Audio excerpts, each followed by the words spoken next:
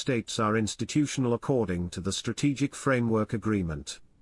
Al-Sudani said in an interview with the Spanish newspaper El Mundo, "We have communication with Trump's team and they want to develop relations with us. These guys are in a stage of getting ramped up for production for the construction and reconstruction efforts of the country like they've never seen in modern history. The new era is coming upon Iraq. Let's hope they have a previous era takeoff in a real effective exchange rate to help boost the private sector and industrial capacities that they have going. Our rate should be better at the redemption center, dinar and dong, and I know they're gonna be a lot better on dinar, especially because we know there's a contract rate on dinar that will be offered to us that is extremely high. Okay, not at the bank, but at the redemption centers. Just so you know. I really thought we might be across the finish line before Thanksgiving." Comment: Sudani wanted the monetary reform done by Victory Day on December 10th.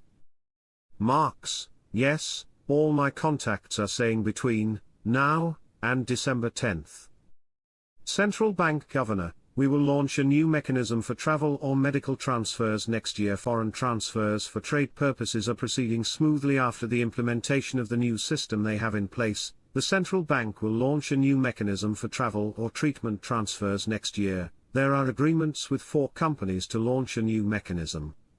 They are going to have things changing through the future.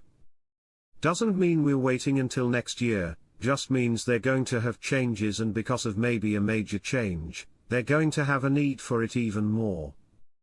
There's all kinds of rumors from these Telegram groups that they are seeing people who have their currencies being exchanged. That's just false. As a matter of fact, your reaction should be the same: look, I've heard this all before. When they can show you some undeniable evidence that it's happening, then believe it. In numbers. Significant growth in non-oil revenues in Iraq during 2024.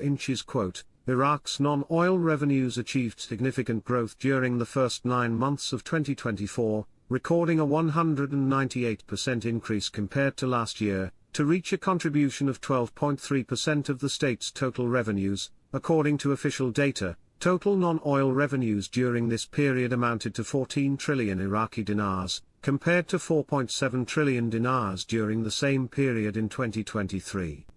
Parliamentary Committee: we support amending the budget law, and we submitted a request to add a new article. If any bank broke your heart, if any bank made you feel like a complete imbecile, if any bank is giving you a hard time, if any bank here in America says to you, "You can sign up, but we're not going to take care of you until 6 months from now," you're going to have options.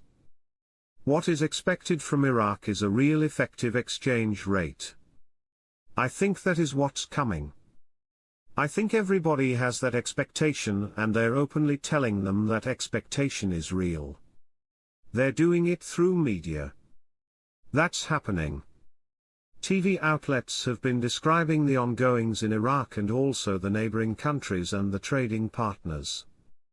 To me, the expectations are amazing. The Victory Coalition confirmed, today, Saturday, that most ministers failed to perform their duties due to lack of efficiency, stressing the necessity of carrying out a ministerial amendment, despite its delay and the short period remaining in the government's life. Many ministers have proven to have failed in their work, and most of them do not have the competence or ability to manage the ministries in detail.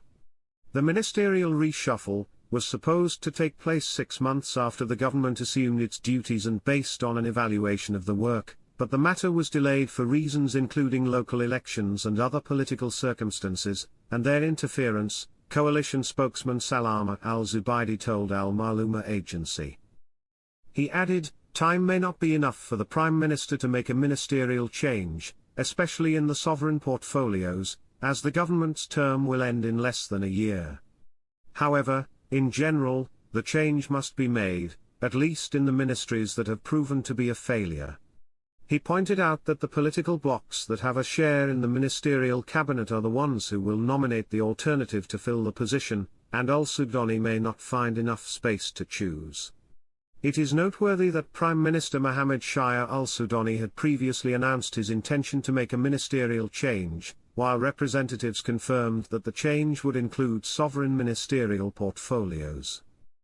MP Ahmed Rahim al-Musawi revealed, on Saturday, the recovery of about 3 billion dinars from the theft of the century in Diyala. Al-Musawi said in an interview with Al-Maluma, the theft of funds from accounts belonging to the Diyala Governorate Divan by employees initially ranged from 7 to 8 billion dinars. Many of those involved were arrested and approximately 3 billion dinars were recovered, according to the information. He added, with the continuation of investigations by the judiciary and integrity in Diyala, it became clear that the indicators point in the direction that the stolen amount reaches about 40 billion dinars. This matter requires time and arrangement and raises questions about whether a simple employee can steal this money without cover and facilities according to multiple mechanisms.